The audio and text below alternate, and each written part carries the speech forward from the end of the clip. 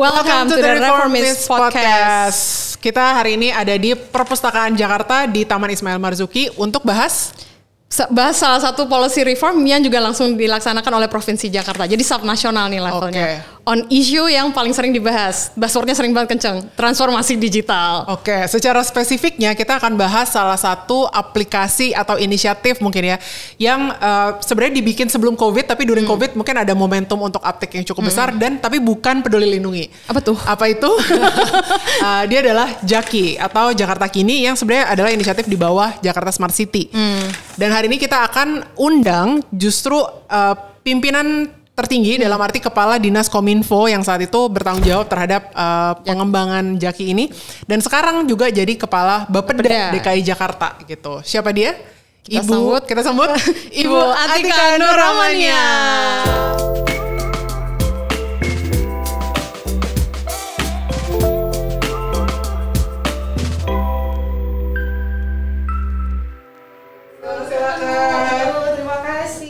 Bilang selamat datang tapi sebenarnya ini yang punya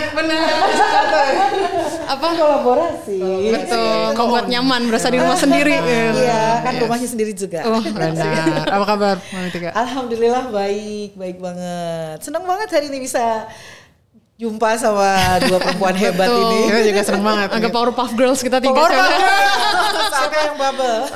Boleh kita rembukan aku sih Betul. Iya. Oke, kita mulai mungkin ya podcastnya. Oke.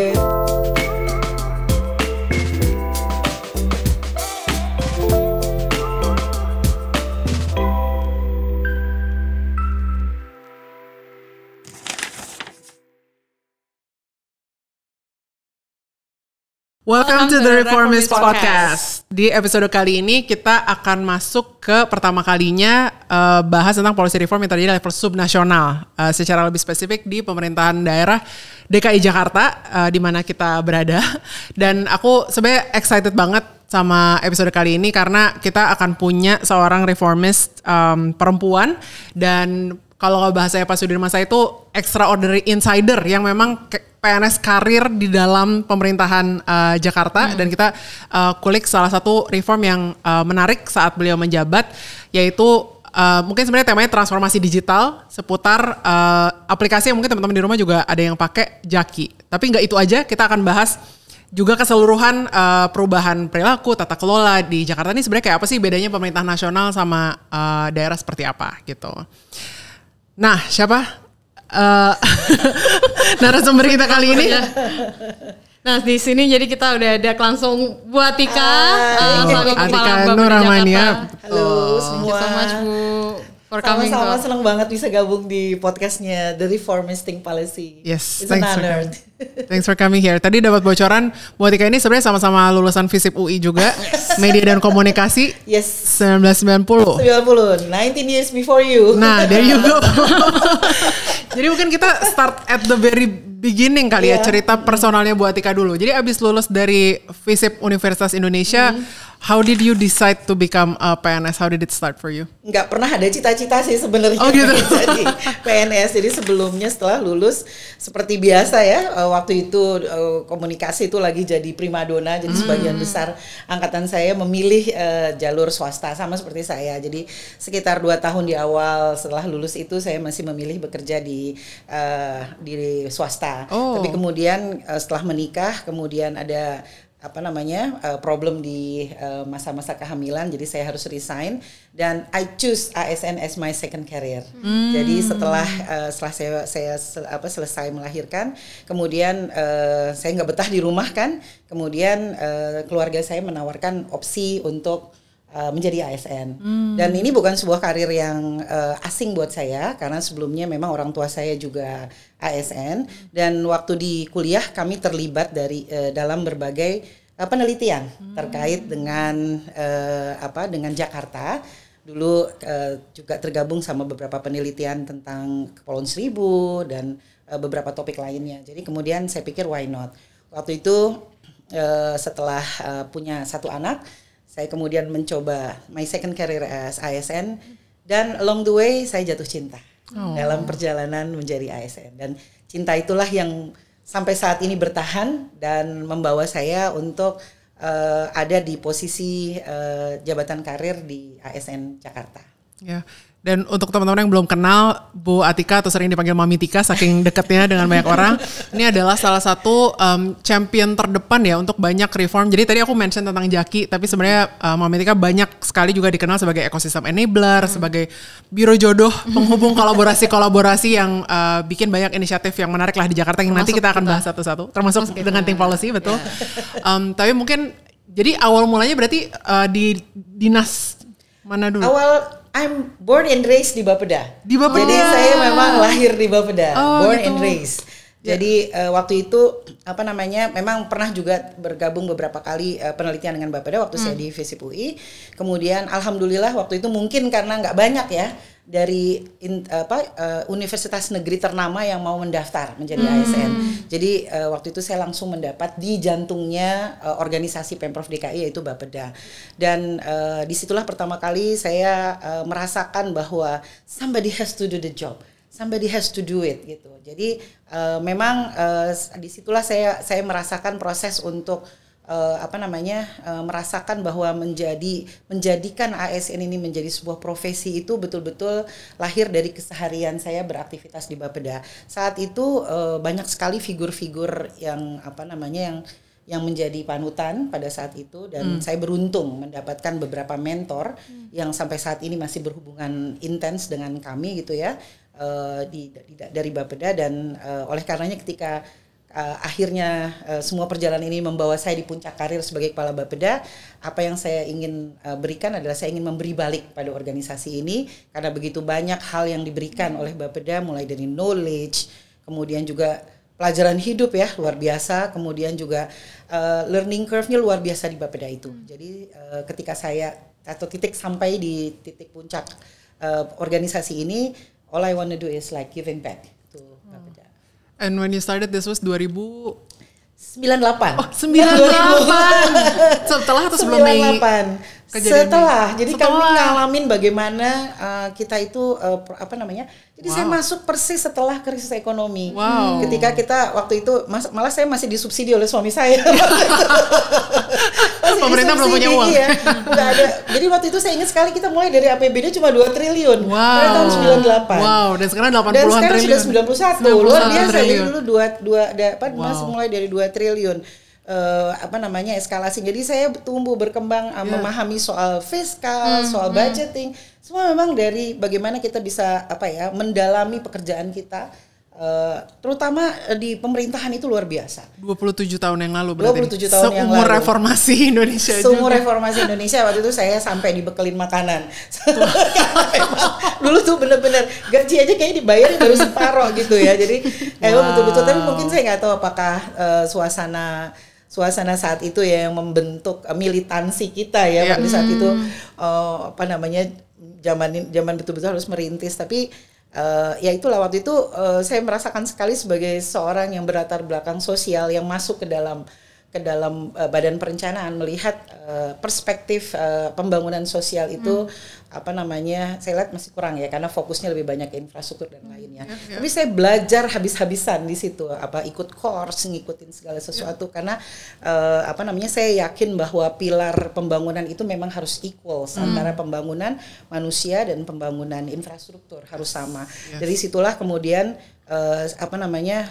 saya S2, kemudian ambil course dan kemudian fellowship di beberapa universitas luar negeri. Itu salah satunya adalah dorongan untuk menciptakan sebuah perspektif yang lebih varied ya di dalam perencanaan pembangunan di Jakarta. Tugas pertama waktu baru masuk Bapeda masih ingat gak? Masih banget.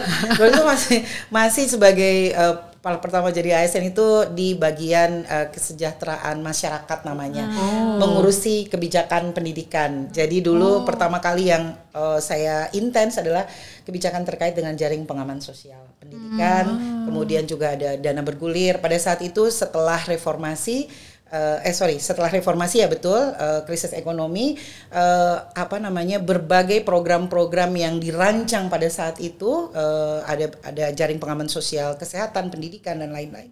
Kami intens untuk mendalami itu dan menurut saya memang mungkin suasana saat itu ya membuat kita betul-betul menjadi keingintahuannya sangat tinggi untuk bisa mendalami solusi-solusi terkait dengan mengeluarkan pada saat itu masa krisis itu bagaimana cara kita bisa leaping dan keluar dengan resources yang masih masih sedikit, cuma 2 triliun pada saat itu. Cuma 2 triliun ya, ngomongin jaminan sosial dengan 2 triliun. Betul. Yang sekarang di 90 sekian triliun ini jauh lebih besar, ada KJP, ada berbagai bansos. Pada saat itu kita bisa survive. Ya, wow, amazing. Jadi 27 tahun dari awal mengerjakan terkait kesejahteraan jaminan sosial sampai hari ini sudah jadi kepala Bapeda di posisi tertinggi dan dengan inisiatif yang semakin besar juga, yaitu transisi Jakarta sebagai kota global. Yes. Sebagai one of the mungkin main initiative gitu kan, di mana transformasi digital ada di dalamnya. Yes. Nah, kita mau bahas transformasi digital, gimana Rik? Iya,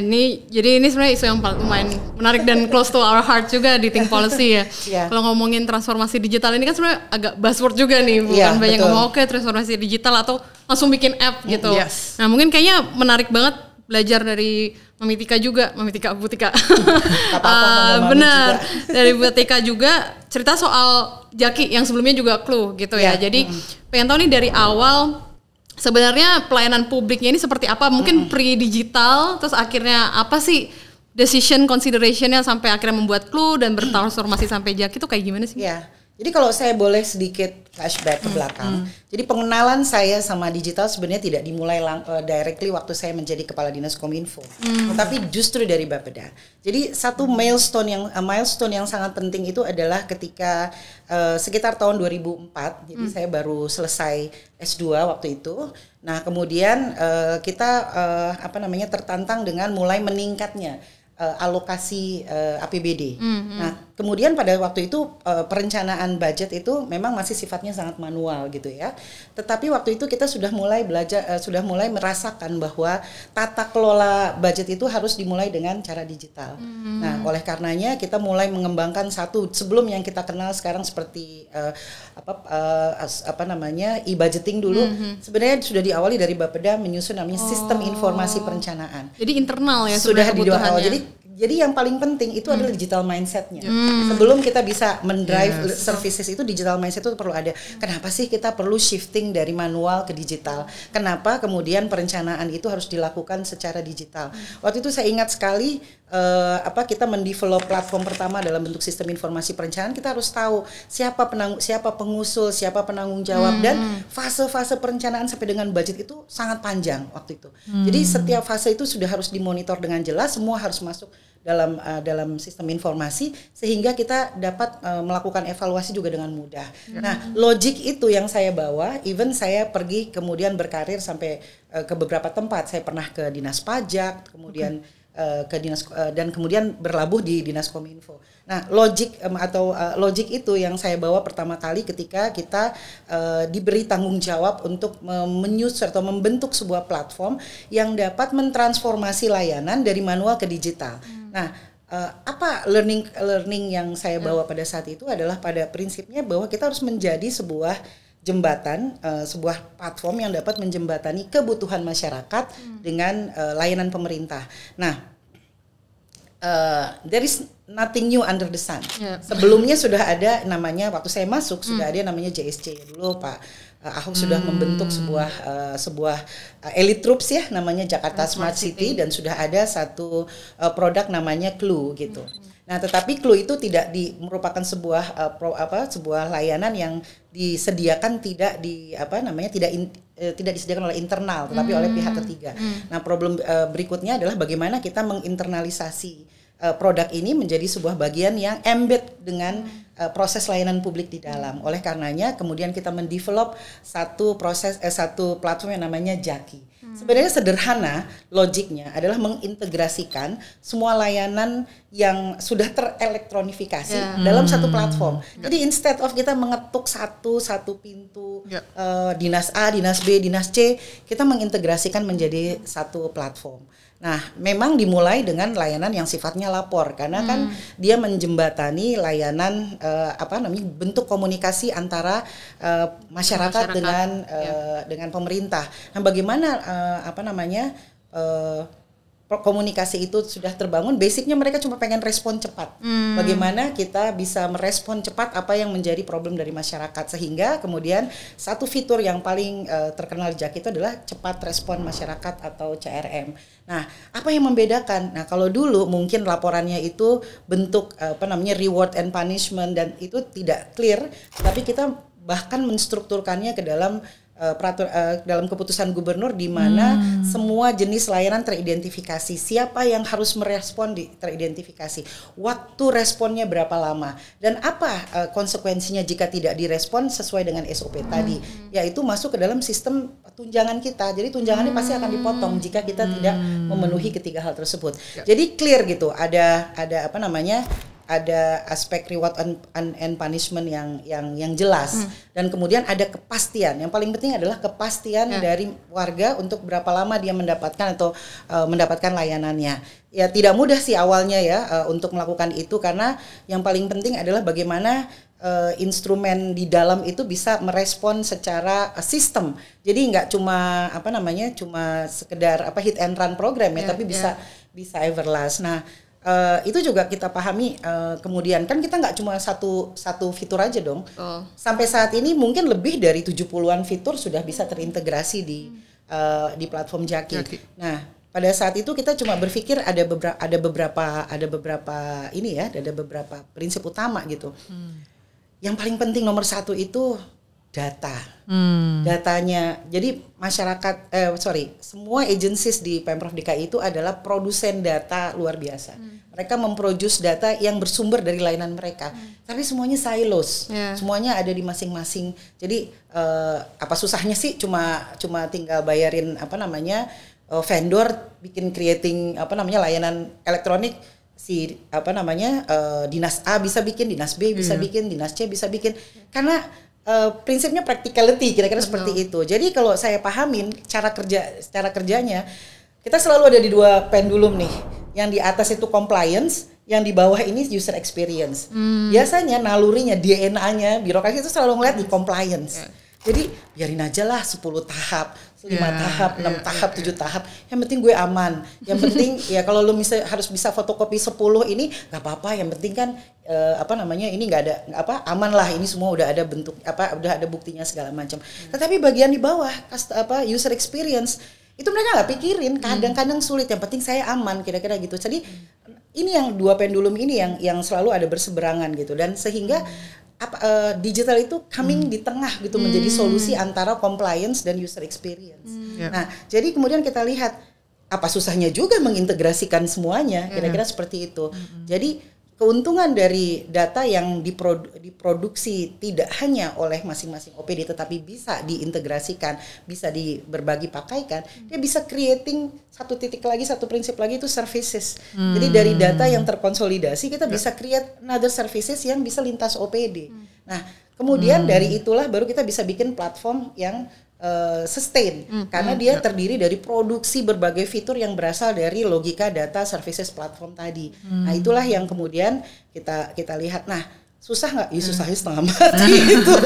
Kenapa meruntuhkan ekosistem menjadi ekosistem? Itu adalah bagian yang terberat dari bagaimana membentuk platform itu. Bagaimana kita mencoba memberi pengertian bahwa betul semua OPD bisa bikin, tetapi mengelola sebuah layanan yang harus standar ini itu tidak mudah dan tidak semua, karena tujuan utama dari OPD itu adalah melayani. Nah, ada satu unit yang memang dibentuk untuk membantu mengintegrasikan itu. Itulah sejatinya hadir yang namanya Jakarta Smart City sebagai sebuah outreach agent, sebuah innovation agent yang memudahkan kita meng-create semua services itu menjadi lebih mudah, dan aspek user experience yang ada di bawah itu bisa lebih diperhatikan, sementara tidak meninggalkan aspek compliance yang ada di atas. Nah, itu adalah perspektif-perspektif yang di awal-awal itu terus-menerus kita dorong untuk bisa diimplementasikan di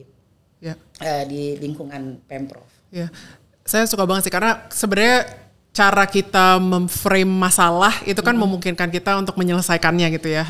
Dan saya suka banget tadi caranya Bu Tika memframe bahwa ini tuh masalah gap antara mindset compliance yang dimana sering dibilang kan di Indonesia ini hukumnya tuh hukum positif in a sense PNS baru berani melakukan sesuatu kalau ada regulasi yang membolehkan dia melakukan sesuatu tapi dia tidak akan berinovasi sebelum regulasinya ada karena memang mindsetnya compliance versus logika pelayanan yang sebenarnya harusnya sangat user oriented dan harusnya memungkinkan eksperimentasi dan openness gitu. Jadi ini direct clash gitu antara keduanya dan tadi the way Bu Tika memframe Jaki ini sebagai cara menjembatani keduanya, dimana kalau aku boleh summarize sedikit sebenarnya ke arah compliance itu salah satu solusinya sebenarnya memang keputusan gubernur, artinya memang dibuat ada kerangka regulasinya memetakan apa saja services atau apa namanya pelayanan publik apa saja yang dianggap secara formal ya secara hukum positif gitu dianggap sebagai yang diurusi oleh Jaki, ada reward and punishment-nya juga.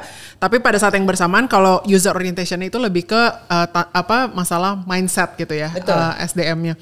Betul. Nah, oke, mulai dari atas dulu apa yang bawah dulu ya? Tapi artinya mungkin aku tertarik sama yang atas dulu. Ini justru keputusan gubernur ini gimana? Jadi pertama itu kita mulai dari tadi sebuah services yang tadi sudah jelas ownership-nya sudah tinggi di masyarakat, yaitu lapor. Nah, itu yang mudah kemudian kita jadikan contoh untuk dibuatkan regulasinya. Jadi itu yang kemudian membuat logiknya jadi terjembatani. Jadi successful use case itu jadi penting. Karena kita nggak tahu kan yang udah jelas sukses story-nya adalah lapor. Lapor itu udah pasti orang pasti udah inilah apa namanya very satisfied dengan itu. Jadi dengan itu kita ingin mempertahankan bahkan meningkatkan kualitas kepuasan publik itu caranya adalah dengan memayunginya dengan regulasi itu. Clear kan? Jenis laporannya apa kan berdasarkan apa namanya tadi case-case yang udah ada kita tahu bahwa kebanyakan bicara soal misalnya ada masalah apa namanya pohon apa namanya rantingnya ya misalnya ya kebersihan, parkir liar dan lainnya kan kita bisa tabulasi. Nah, inilah sebenarnya problem-problem yang banyak dikeluhkan. Nah, terus kemudian kita bisa define siapa yang paling bertanggung jawab. Berapa lama sebenarnya ini bisa dilakukan. Terus kemudian jika ini tidak dilakukan apa reward and punishment jika dia ini. Nah, itu yang kemudian kita bingkai ke dalam keputusan gubernur terkait dengan apa namanya sistem cepat respon masyarakat. Nah, jadi ada pemetaannya gitu ya. Ada pemetaannya. Dan itu kayak ngumpul ada workshop semuanya duduk ngelihat apa ini dipetain satu-satu diputuskan berapa lama ini harus dilakukan, kemudian apa namanya siapa yang harus jadi first responder. Kemudian kalau ada hal-hal lain yang kemudian muncul masuk ke box yang belum ter-identify terus menerus. Jadi ini sebuah proses iterasi yang luar biasa untuk di situ. Nah, ini jadi patron, jadi model untuk semua fitur-fitur lainnya. Jadi betul perlu bahwa harus ada sebagai pemerintah pasti harus ada payung regulasinya. Tetapi dari mana kita mulai? Nah, itu dimulai dari yang tadi. Nah, dengan demikian kita bisa define untuk jenis-jenis layanan lainnya. Contoh, layanan yang lainnya itu adalah pajak. Yang paling lumayan juga mendapatkan animo tinggi di Jaki itu adalah layanan untuk informasi pajak. Jadi as easy as ya. Ketika sudah mulai biasanya kan orang harus ke kelurahan untuk mengecek berapa sih apa namanya piutang pajak mereka dan lainnya. Sekarang as easy as 1 2 3 mereka tinggal masukin nomor NOP mereka ke Jaki, kemudian tahu berapa apa namanya pajak tertunggak dan lainnya. Kemudian juga dari fitur-fitur lainnya ya terutama untuk bahkan dulu sempat yang sebenarnya salah satu momentum pengungkit Jaki untuk bisa apa namanya kemudian meraih apa namanya perhatian publik selain itu adalah pada saat Covid. Nah, ternyata pada saat Covid itu dan kita semua juga tahu itu dia menyediakan sebuah momentum ya. Jadi ada blessing in disguise juga di sana. Jadi waktu itu saya ingat saya bahkan adalah nggak pernah loh yang namanya WFH. Kita semua standby di kantor setiap saat tuh harus memberikan rilis kepada masyarakat dan satu-satunya waktu itu saya ingat banget ya waktu itu perintahnya Pak Gubernur waktu itu adalah Bu Tika saat ini yang dibutuhkan oleh publik adalah informasi yang jelas. Jadi Kominfo harus di depan. Gitu. Jadi kami memang betul-betul nggak kepikiran untuk tidak ke kantor pada saat itu karena semua informasi itu harus diberikan kepada masyarakat secara jelas. Karena kita tuh have no idea what happening right now. Gitu ya. Semuanya serba mencekam dan lainnya. Nah, oleh karena itu kita meng-create satu apa namanya website ya, corona.jakarta.go.id. Even bahkan sebelum pemerintah pusat mengeluarkan itu, sehingga kita membuat update tiap hari. I remember that website. Website tiap hari. Dan ada 65 juta hit ya pada saat itu ketika semua informasi terkait corona itu ada di situ. Even namanya masih corona. Not even COVID, not even invented yet. Nama COVID itu. Jadi nama websitenya itu cuma namanya corona.jakarta.go.id. Nah, waktu itu kita mencoba untuk semangatnya adalah memberikan informasi yang clear, karena informasi itu adalah yang memberi sedikit terang di antara semua yang gelap.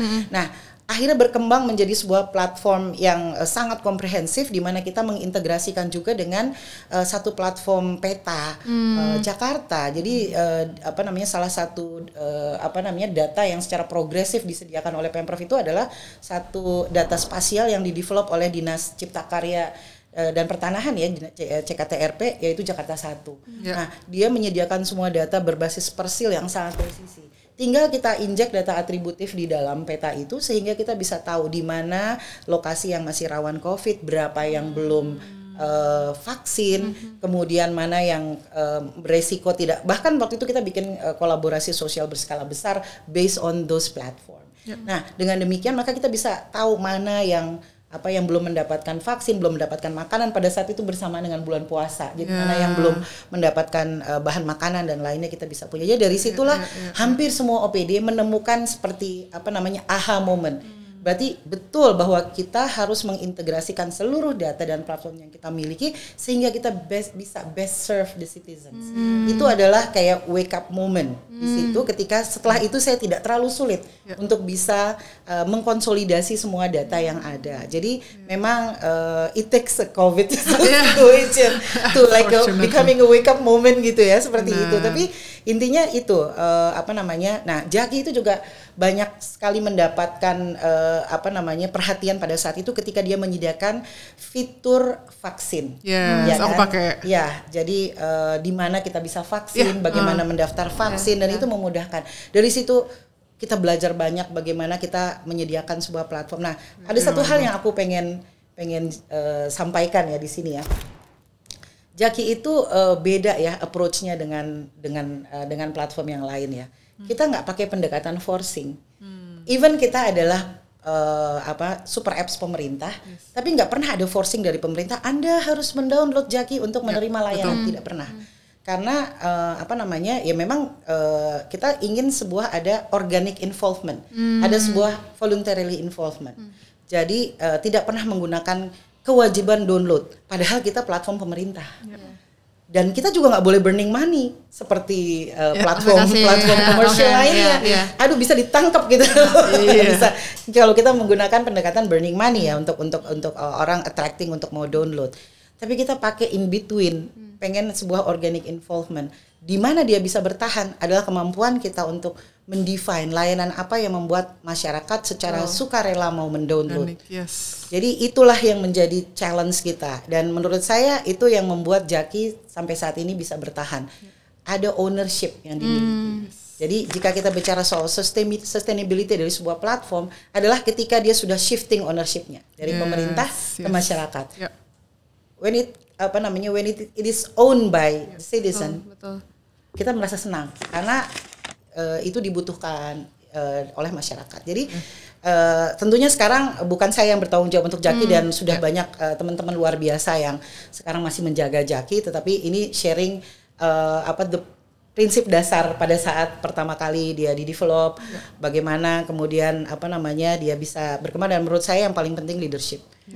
Leaders yang kuat untuk berkomitmen bahwa kita harus shifting through Jaki ini memasuki sebuah era baru dalam transformasi digital layanan pemerintah. Sepakat. Ini cerita organik sebagai user juga gitu. Tapi benar, jadi aku juga pertama kali terpapar sama Jaki itu COVID saat mencari lokasi vaksin.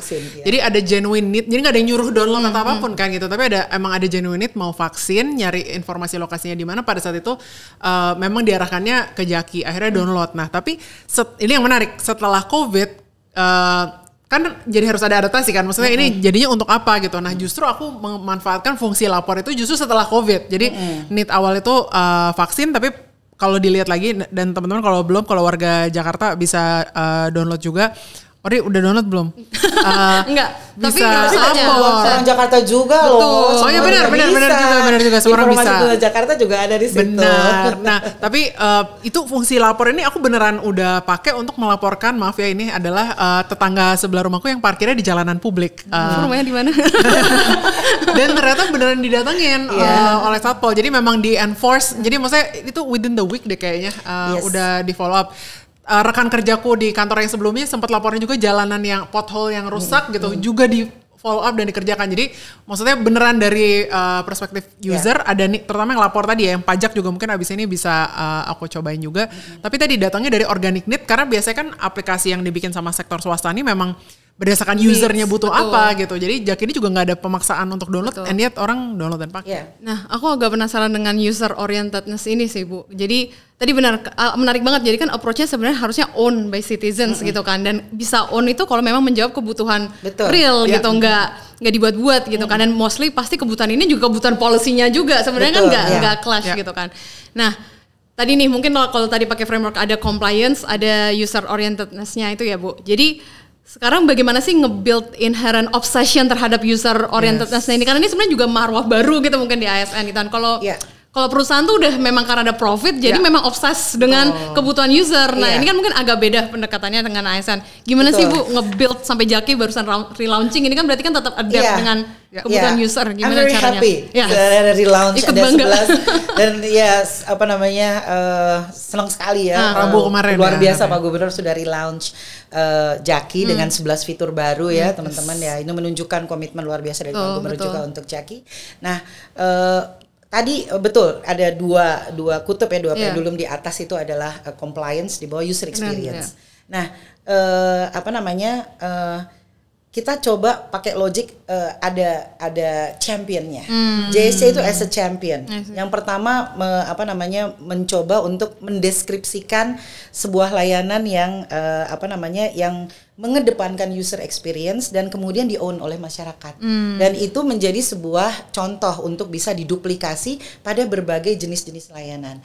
Ketika dia sudah mendapatkan popularismnya ya, misalnya setiap waktu itu kita punya town hall. Setiap bulan kita punya town hall, semua dinas dan lainnya, termasuk di situ tidak hanya melaporkan siapa yang tidak patuh dalam menjawab dalam respon, tetapi juga termasuk mana fitur-fitur yang kemudian bisa shifting dari manual services menjadi yang tadi cultural experience oriented.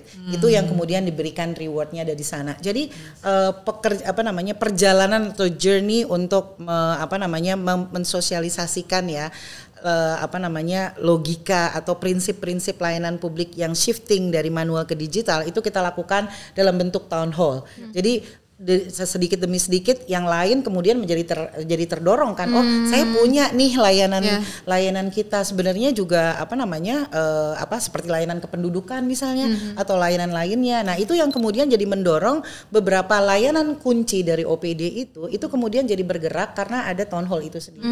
Termasuk menjelaskan bagaimana satu kita memberi apresiasi kepada fitur-fitur yang mendapatkan download terbesar atau banyak yang di-hit gitu ya. Kemudian dia suruh cerita kenapa dia seperti itu yang memberikan inspirasi buat OPD lainnya. Nah sekarang juga kan memang juga terdorong tuh ada yang baru di-launch oleh Pak Gubernur, ada Jakarta pasukan putih, Jaker, bagaimana kita bisa event ambulans, kemudian jika ada keluarga yang lansia yang membutuhkan bantuan dan lain-lain. Jadi sebenarnya adalah kecepatan respon yang dapat diketahui dengan cepat dan dapat ditindaklanjuti. Intinya sebenarnya adalah kita menuju sebuah pemerintahan responsif. Jadi apa yang disediakan oleh digital platform itu adalah kepastian respon untuk layanan publik. Tapi di sisi lain selain jadi menjadi pemerintahan responsif, juga kedua adalah pemerintahan yang juga transparan dalam memberikan informasi, karena di situ kita memberikan informasi pajak, ada info harga pangan dan lainnya. Jadi itu adalah bentuk atau representasi sebuah layanan pemerintahan yang lebih mendekat kepada masyarakat. So saya jatuh cinta sama digital ya karena menurut saya dia adalah ruang tengah tadi untuk memberikan ruang solusi inovasi dan eksperimentasi sebenarnya untuk bisa dilakukan. Jadi kadang-kadang kita masih berpikir secara konservatif bahwa kita mesti ngerti ini bagaimana coding, bagaimana apa segala macam gitu. Tapi menurut saya simply to understand the principle of public services saja, cepat, kemudian delivered, aman. Jadi itu yang disediakan oleh platform digital. Jadi kadang orang mundur dulu, aduh paling complicated nih bikinnya seperti apa. Nah, oleh karenanya kita tidak menggunakan dari awal ya, ketika terbentuknya Jakarta Smart City dia menjadi partner dari semua OPD. Bisa aja kemudian mereka membayar pihak lain gitu ya. Tapi experience untuk memahami apa sih layanan Anda, apa yang bisa kita lakukan, bagaimana bisa terintegrasi itu ada di Jakarta Smart City. Jadi kita punya semacam AE dulu account eksekutif gitu yang pegang OPD satu masing-masing, termasuk menjelaskan bagaimana platform digital itu bekerja dan lainnya. Jadi itu adalah tadi shifting ego to eco itu nggak mungkin tiba-tiba jalan secara sendiri, tapi harus ada sebuah sebuah wadah gitu, sebuah wadah untuk yang kemudian menjembatani itu, yang secara aktif memberikan. Nah itulah sejatinya kenapa dibentuk Jakarta Smart City untuk menjadi transformation agents kepada OPD lain untuk berpikir bagaimana memanfaatkan digital. Jadi menurut saya the most important thing itu bagaimana mengenalkan digital mindset di dalam layanan publik. Jadi bukan tentang apapun. Memang dalam banyak hal ya.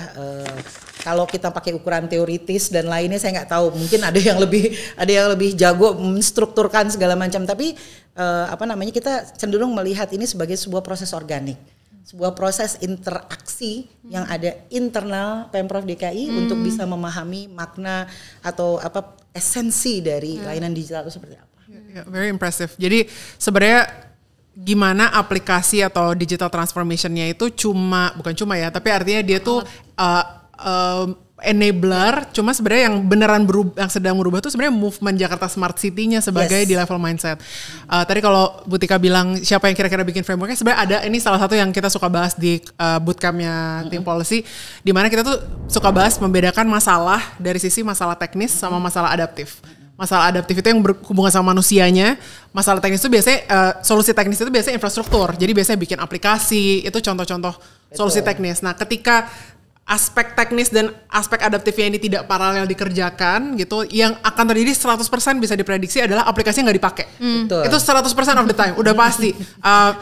Dan solusi infrastruktur lain. Jadi misalnya kita ada kebutuhan kita bikin ruang, jadi kayak misalnya kebutuhan digital, bikin ruang digital gitu, kayak bikin layar gede-gede sebagainya. Tapi manusianya showcasing aja. Ada tangan megang layar gitu kan. Tapi itu jadi di permukaan karena tidak diiringi dengan perubahan hati, dan mindset lah artinya gitu kan. Nah, sedangkan yang dilakukan Jakarta Smart City ini justru at its core is revolusi kultural, maksudnya salah pakai bahasa, tapi artinya kayak mindset yang diubah gitu kan, di mana Jaki ini justru epitome hasil dari mindset yang sudah bergeser ini gitu kan. Tapi jangan salah, kita juga punya investasi infrastruktur yang juga lumayan besar ya, dan kemudian juga yang paling penting di sini adalah sebenarnya kita semua punya internal developer ya, jadi tidak kemudian juga data scientist di setiap OPD. Di Jakarta Smart City. Yang paling mahal itu kan data scientist ya itu. Tapi waktu itu kita memilih apakah Anda ingin tergabung dalam journey membangun Jakarta. Jadi nggak semata-mata melihat dari nilai ekonomi saja. Tetapi biasanya kita punya satu program data science camp. Jadi mereka itu ada yang ikutan ya. Jadi sebenarnya kita ngambil dari anak-anak baru lulus, atau ada juga ada program mentorship di mana data scientist yang memang udah senior mau bantu kemudian ini. Jadi dari situ sebenarnya saya melihat bahwa di Jakarta ini banyak sekali orang yang membantu. Banyak sekali yang sebenarnya punya ingin berkolaborasi membantu Jakarta. Jadi bagaimana kita mau represent diri kita untuk mengajak, membantu, mendorong kolaborasi itu terjadi. Jadi perjalanan kami selama membangun itu ya platform itu membuat bahwa ternyata banyak sekali pihak yang kemudian juga terketuk hatinya untuk bangun. Nah, ini yang menjadi salah satu resep kenapa dalam waktu 1 tahun Jaki itu udah bisa punya 60-50 fitur yang terintegrasi. Karena banyak kolaboratornya, jadi kita bisa tawarin jadi launchernya atau apa, tetapi fiturnya itu bertambah karena ada aspek kolaborasi itu.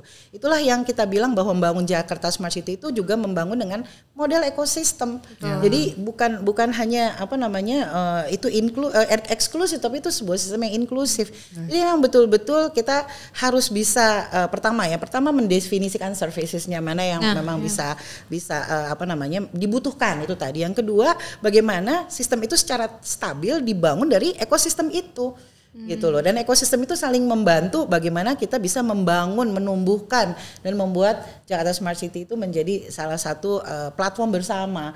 Jadi tidak eksklusif punya Jakarta aja, tapi jadi milik seluruh warga Jakarta, nggak cuma pemerintah Provinsi Jakarta. Itu sih yang dari experience. Ori, 10 menit terakhir kayaknya aku agak pengen masuk ke another aspect of Butika yang banyak dikagumi oleh terutama ASN-ASN muda mungkin ya di Jakarta dan sekitarnya. Ya ini ya terkait menyiapkan generasi selanjutnya dan membangun budaya mungkin growth mindset, budaya empowering ke ASN-ASN lainnya gitu. Jadi ya buat teman-teman, Memitika ini dikenal sering bikin diskusi di di kantornya, sering ngajak orang makan siang ke kantornya untuk sebagai bentuk dari culinary diplomasi untuk membuka ruang-ruang kolaborasi dan belajar lah, ruang-ruang belajar yang mungkin otherwise kalau secara formal aja malah jadi tertutup gitu. Pertanyaan apa ya? Mungkin arahnya ke kayak apa yang jadi mungkin motivasi atau how do you see menyiapkan generasi selanjutnya ini, apalagi Butika sudah 27 tahun di dalam sistem nih gitu. Kayaknya lebih banyak mungkin teman-teman kita yang seumuran kita dan jadi ASN itu sekarang nih ada masa-masa capek, mungkin mereka baru 5 years, 10 years in on the job, udah mulai aduh apa bener jalan ASN ini untukku gitu kan. Jadi kayak gimana sih menyiapkan jalan istiqomah dan apa ya bahasanya. Kalau tadi kan Butika bilang kan jatuh cinta dari awal dengan pekerjaan ini, tapi cinta itu kan dipupuk nih. Nah gimana Butika bisa memupuk sampai berapa nih 20 tahun lebih gitu dalam jalan ini? Iya betul. Nggak mudah sih the long and jadi kalau boleh bilang the long and winding road ya, tapi betul ya, maksudnya yang menjadi energi yang membuat tetap kita bahwa kita dapat kesempatan untuk mengimplementasikan prinsip-prinsip dasar tadi itu akan menjadi energi yang luar biasa. Seeing Jaki is growing and owned by all the citizen itu satu energi, atau itu memberi energi baik yang luar biasa. Tapi kan nggak cuma itu. We need to create another legacy. Tapi kita ada dua. Legacy itu ada di produk atau ada di orang. Kalau yang pertama, Jaki itu legacy di produk. Ketika kita buat itu adalah kita coba eksperimentasi membuat, dan along the way orang-orang yang ikut mungkin juga merasakan ada learning curve dari membangun Jaki. Tapi kalau kita pengen impact yang lebih besar, harus ada di orang. At least anak-anak baru yang ASN ini ada 2 yang baru yang digeret datang ke situ. Kenapa? Karena sejatinya menjadi leaders ada untuk create leaders. Jadi itu yang saya percaya, dan itu yang saya yakini bahwa tugas kita adalah kemudian membuat pembangunan Jakarta itu continuously on the right track oleh orang-orang yang memang kita bina, kemudian kita anak-anak yang kita bina. Saya kenapa dipanggil Mami ya, karena saya selalu mikir mereka itu adalah anak-anak saya di dalam pekerjaan. Dan saya terinspirasi dari pengalaman saya sendiri bahwa hal yang membuat energi mereka ups and down-nya itu bisa kita terus dampingi adalah kalau kita berfungsi tidak hanya menjadi pimpinan tapi jadi mentor yang baik. Karena saya juga mengalami, saya juga banyak memiliki mentor-mentor luar biasa yang selalu menemani along my career gitu. Ketika kita lagi down, ketika lagi segala macam, to give some perspective aja gitu, bagaimana cara kita ada di sini. Yang paling penting ketika kita mengambil jalur ASN ini sebagai karir kita adalah ada satu yang disediakan ruangnya untuk ASN, yaitu memberi dampak. Apa yang kita kerjakan itu memberi dampak lebih luas kepada masyarakat, dan itu yang harus kita constantly remind bahwa pekerjaan menjadi ASN itu bukan hanya untuk menjaga stabilitas ekonomi atau lainnya di antara karir yang lain, itu oke juga, penting, dan saya no judgment, itu oke aja. Tetapi apa Anda tidak ingin membuat sesuatu yang lebih dalam hidup Anda? Kan itu yang perlu dipertanyakan. Jika itu yang Anda, jika itu masih bergema di hati Anda, let's do something. Kira-kira seperti itu. Kemudian challenge-nya memang nggak sederhana karena tadi. Tapi saya percaya ya, semua itu based on perspektif, gimana kita lihat, apakah kita mau lihat hidup ini abu-abu, merah, kuning, hijau, it depends on perspektif gitu. Dan saya kira berkarir di pemerintahan yang ngelola kota, ya iya sih pasti dibully lah ya habis-habisan sih, nggak bilang juga ini sebuah karir yang Rainbow and Sunshine. Wah, Rainbow and Sunshine ya kan. Dulu waktu jadi Kadis Kominfo tiap hari nggak bisa tidur loh. Itu pas Covid juga ya. Bully-bullyan every day gitu kan. Tapi ya itu bagian dari bagaimana kita juga mengelola. Lepasin emosinya, ambil substansinya, kira-kira kayak gitu. Itu yang paling penting, itu pelajaran yang paling penting yang selalu disampaikan oleh mentor saya. Keluarin emosinya tapi kamu ambil substansinya apa. Dengan demikian learning curve kamu akan tetap positif. Nah, buat anak-anak yang ada itu, kita harus hadir sebagai mentor. Ketika kita memberikan tugas dan lainnya, kita harus tahu bahwa tugas ini adalah merupakan bagian dari sebuah tugas besar. Dengan demikian, at least mereka merasa menjadi bagian dari sesuatu yang besar. Dan apalagi Jakarta ya sedang dapat mandat baru dari undang-undang menjadi kota global yang harus dinaikkan peringkatnya sedikit demi sedikit, dan ini memerlukan set of competence yang berbeda, memerlukan sebuah kompetensi yang relate dengan kebutuhan untuk menjadi top 20 global city 20 tahun mendatang. Oleh karenanya bagaimana mengelola resources Bapeda, SDM Bapeda itu juga merupakan sebuah tantangan yang luar biasa. For me it's another legacy to create. Jadi gimana caranya ketika kita meninggalkan tugas kita di situ, kita sudah meyakini bahwa organisasi ini dijaga oleh SDM yang handal. Dan menurut saya yang ingin saya bentuk dari situ adalah menjadi sebuah organisasi dengan pilar teknokrasi yang kuat. Oleh karenanya kita tahu sendiri bahwa satu organisasi pemerintahan sejatinya kan harus memiliki sebuah pilar teknokrasi yang kuat. Nah, proses-proses teknokrasi itu yang harus ditekankan. Mentorship yang penting, yang terus-menerus ketika mereka diberi tugas, kemudian kedua mereka harus terekspos dengan berbagai ekosistem knowledge. Kita sebut Think Policy dan lainnya as our knowledge partner. Jadi mereka harus punya ability to engage dengan para knowledge partner. Karena apa? Pemerintah nggak bisa melakukan semuanya sendiri. Kita butuh kolaborasi dengan berbagai pihak untuk menyelesaikan permasalahan. Oleh karenanya terbiasa untuk berdiskusi dengan knowledge partner. Kupingnya rada ditebelin, jangan terlalu tipis untuk mendengar kritik.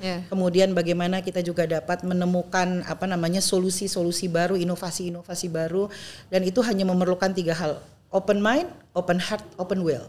3 hal itu yang memang harus dimiliki, dan menurut saya itu yang harus kita tanamkan sebagai organisasi. Jadi orang itu bukan berarti kamu orang saya atau segala macam, tidak, tetapi dari ASN yang betul-betul memiliki kompetensi teknokrasi yang sangat kuat, memiliki kemampuan komunikasi yang handal, dan memiliki ability to engage dengan berbagai knowledge partner dari seluruh aspek ya, internasional maupun nasional.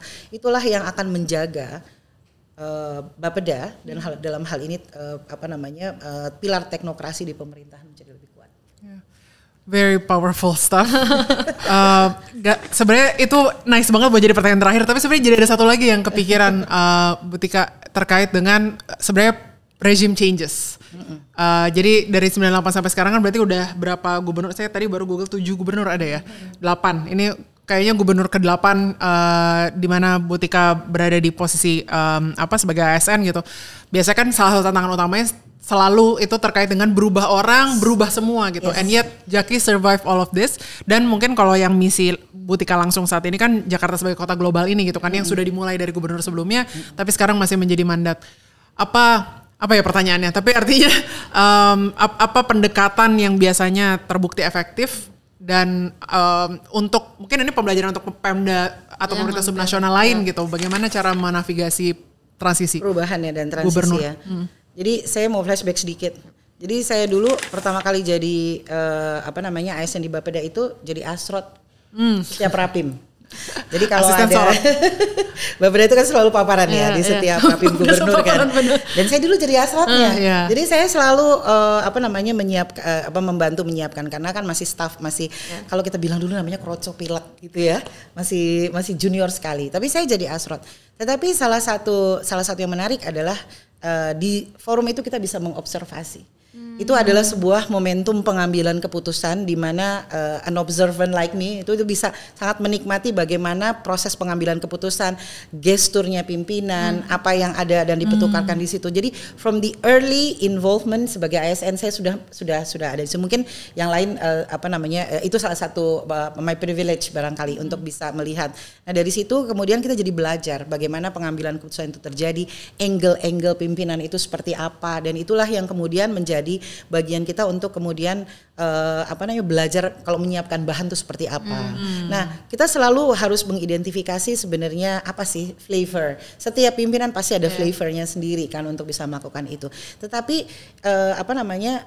yang tidak berubah itu tentunya kalau itu kan kemasannya. Tetapi yang paling penting adalah produk yang kita harus dorong itu memang betul-betul produk yang sifatnya bisa sustain.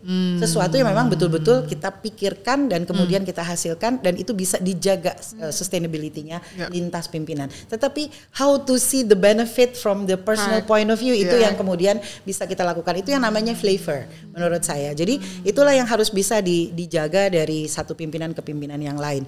Tetapi prinsipnya, core-nya itu nggak boleh lepas dari esensi programnya itu. Contoh satu program yang tadi kita bilang jaring pengaman sosial lintas itu pasti akan tetap dibutuhkan, tetapi prioritasi bagaimana itu kemudian dieksekusi itu harus menampilkan personality dari pimpinan saat itu. Akan ada flavor yang ada, tetapi esensi programnya tetap sama karena itu adalah yang perlu dibutuhkan. Nah, ability to serving lintas pimpinan itu kemampuan untuk mendetek dan mengetahui flavornya itu, tetapi tidak lepas dari esensi programnya itu adalah salah satu hal yang menurut saya perlu kita ketahui. Nah, itu dari sisi bagaimana kita melayani ya. Tapi yang kedua adalah bagaimana kita juga bisa melihat relatability sebuah program. Dalam case Jaki misalnya, kadang-kadang flavor yang terlalu kuat itu menyebabkan yang lain juga jadi enggan untuk meneruskan, kira-kira seperti itu. Tetapi yang kita perlu lakukan jika itu tadi pendekatan organik, jika itu sudah ownership-nya pindah, itu yang menjaga sustainability-nya bukan kita lagi. Yang menjaga sustainability-nya adalah masyarakat. Jadi jangan ganti dong, jangan kick dong, jangan dimatiin dong, jangan ini dong. Itu semua yang jaga adalah masyarakat karena sudah di-buy-in. Jadi yang menurut saya sustainability itu akan menjadi barang yang tidak lagi perlu diperdebatkan ketika emang fokus kita adalah ke customer experience, ke customer oriented, program-program yang sudah pasti memang dibutuhkan. Bukan diinginkan ya, dibutuhkan gitu. Dan ini agak sedikit tricky antara yang diinginkan yang dibutuhkan. Dan ketika Jaki itu ada, itu adalah kelindahan yang sangat indah dari dibutuhkan dan diinginkan. Nah, itu juga sangat rare ya. Tapi menurut saya itu adalah sebuah exercise yang luar biasa yang bisa melakukan itu. Tapi itu membuat sebuah keyakinan bahwa pada dasarnya sebuah program yang baik ya, yang betul-betul memiliki prinsip yang fondasi yang sangat kuat, itu dia menjaga sustainability-nya sendiri. Betul. Karena memang sudah di own. Tinggal bagaimana kita kemudian enhance, kemudian memperkaya, mendevelop, meningkatkan quality-nya, kira-kira seperti itu. Dan dikasih flavor pimpinannya. I think itu harus gitu. Betul. Flavor itu karena bagaimanapun, because the leaders kan need to mobilize the troops kan. Dia harus bisa memobilize the troops dan harus bisa membuat sebuah legacy. Betul. Dan itu yang kemudian kita siapkan. Esensinya tentunya kalau layanan publik tentu sama saja. Bagaimana membuat masyarakat lebih nyaman, lebih aman, kemudian juga lebih sejahtera. Esensinya pasti sama. Semua pimpinan akan menginginkan seperti itu. Tapi bagaimana pengejawantahannya, bagaimana dia dijaga, bagaimana dia sustain, bagaimana dia diukur keberhasilannya, itu sebuah proses teknokratik yang luar biasa kalau menurut saya. Dan di tengah masa di mana sosial media begitu begitu kuat ya, dan ini menjadi tantangan buat sebuah proses teknokratik. Menurut saya salah satu caranya adalah tadi sejak awal dari ideas development-nya, dari ideation dari sebuah program itu memang sudah memasukkan customer experience ke depan, sehingga kita tidak pusing pada saat implementasi bingung mikirin itunya, tapi dari awal dia sudah punya core yang kuat, jadi core-nya. Kira-kira seperti itu. Keren banget. Jadi ini jelas banget kalau dari cerita ini. Kalau tadi Bu Tika kan bilangnya 3 nih, open heart, open mind, open will. Kalau aku ngelihatnya di dalam persona seorang Bu Tika sebagai reformist gitu ya. Satu sebenarnya benar-benar paham tadi ya masalahnya, maksudnya in terms of problem solving, gimana mendesain proses teknokratis yang memang menjawab masalahnya. Tapi yang kedua juga di level implementasi operasional, know how, maksudnya di technical level kayak tadi ya misalnya, oh data scientist mahal, gimana ya? Oh ya cari. Jadi kayak ada kreativitas problem solving di level implementasi. Tapi yang terakhir yang paling langka di antara teknokrat menurutku adalah political savviness. Jadi bagian tadi memahami flavor dari satu gubernur ke gubernur lain, kemudian mereframe supaya itu tetap bertahan. Itu tuh biasanya jadi kayak a really good teknokrat tuh biasanya ngedesain kebijakannya bagus banget, bisa diimplementasiin, tapi lupa bagian political savviness gitu. Jadi kalau kebayangnya ini tadi ya maksudnya dari mungkin di posisi leadership itu mungkin dari Pak Jarod udah di leadership nggak ya, dari Pak Jarod, Pak Anies, Pak Heru, kemudian sekarang Pak Pram gitu, itu kan melalui banyak flavor dan semuanya harus ditentukan.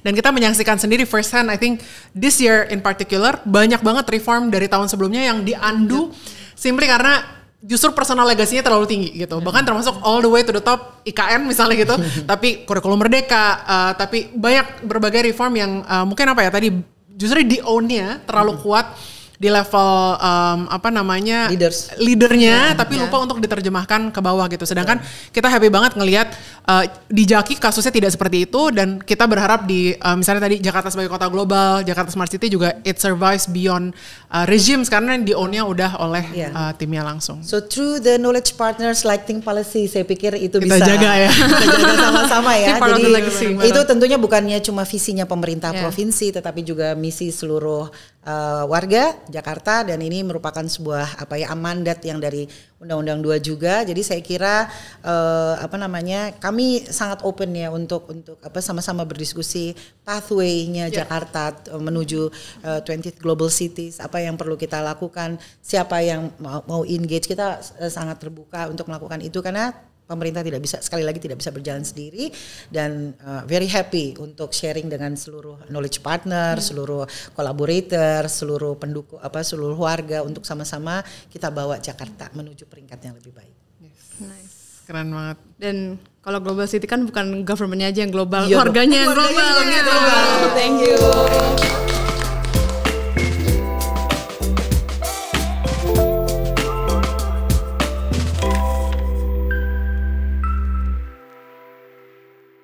Itu barusan episode kita sama Bu Atika Nurrahmania, Kepala Bapeda DKI Jakarta, dan kita ada banyak banget lessons learned kayaknya yang bisa kita highlight bareng-bareng. Betul. Mulai dari mana dulu, Ri? Ada 5, kasih dulu. Ada 5. Jadi mungkin pertama ngomongin reform di level ekosistem itu butuh convener. Tadi kalau dari ceritanya Bu Tika dan mendorong digital transformation-nya ya, itu ada JSC atau Jakarta Smart City sebagai convener yang memang punya satu kapasitas dan juga mungkin ada political authority dari Diskominfo-nya gitu ya untuk tadi gathering OPD di town hall dan juga mengajarkan digital mindset ini gitu. Jadi nggak bisa kalau nggak ada convener-nya susah nih dorong reform di level ekosistem. Betul. Kalau bahasanya Gita Syara ini convener ini kan perajut ya sebenarnya atau penyimpul gitu ya dari banyak tali-tali, dan sebenarnya JSC selain jadi convener in that sense tapi juga untuk menjembatani dua aspek tadi, compliance. Jadi insting alamiahnya ASN untuk selalu berbasis regulasi, apa yang harus diikutin, dengan kebutuhan dari mendevelop sebuah inovasi yang harus berorientasi user ini, yang butuh kemerdekaan berinovasi, kemerdekaan mengide dan mempursue ide-ide yang lain-lainnya ini. Iteratif dan kepekaan membaca kebutuhan publik juga gitu. Ketiga? Benar, berarti takeaways ketiga adalah ini nih, bagaimana menavigasi perubahan rezim. Nah, ini susah nih. Nah itu seru banget, jadi belajar kalau tetap akhirnya kita setianya ke produk yang sifatnya public service gitu kan. Jadi kalau memang ini berorientasi impact dan menjawab kebutuhan publik, harusnya tetap bertahan gitu. Tapi tetap nggak bisa lepas dari political savviness-nya, menerjemahkan ini, memberikan rasa kepemimpinan baru dalam produk policy-nya itu sendiri gitu. Jadi tapi nggak dibalik, jadi core-nya tetap public service-nya, baru dengan rasa kepemimpinan atau rezim yang baru. Jangan Suka dibalik. banget. Kan? Keyword flavor ini seru banget. Dan yang keempat adalah bahwa ini semua sudah direncanakan dari awal. Jadi bagian political savviness, bagian gimana menjual ke pemerintah atau politisi pemimpinnya, atau gimana cara biar masyarakat meng-own, itu tuh dari awal udah dipikirin gitu ya. Jadi dari awal ownership menjadi integral part dari how you design the product gitu. Dan kita di tim polisi juga mungkin beberapa kali punya beberapa produk gitu. Memang susah banget untuk memastikan kalau ownership-nya ini nggak stay di institusi, apalagi di individu, tapi justru benar-benar di-own oleh komunitasnya as a whole gitu. Dan itu nggak gampang at all. Benar. Nah, kelima dan yang terakhir yang ini lumayan philosophical gitu ya. Tadi waktu Bu Atika bilang, apa kita semua nggak mau ninggalin legacy gitu. Nah, kayaknya setiap orang bisa relate ya dalam perjalanan leadership ini. Andita juga gitu. Pertanyaan kan legacy apa yang mau saya tinggalkan. Nah, when it comes to public policy atau public service, at the end of the day, legacy ini harusnya tetap public oriented, bukan ke individu ego kita pribadi gitu. Jadi kayaknya self awareness ini tetap jadi PR yang paling penting ya dalam perjalanan leadership dan khususnya di public policy. Benar, dan itu lumayan self fulfilling prophecy ketika legasinya berorientasi individu lah, legasinya jadi tidak bertahan. Betul. Jadi by design emang harus udah berorientasi publik. Jadi itu 5 takeaways dari The Reformist episode dengan Pemda DKI Jakarta kali ini. Terima kasih teman-teman udah mengikuti sampai sejauh ini, dan akhir kata, see you at the next reform. Bye-bye. Bye.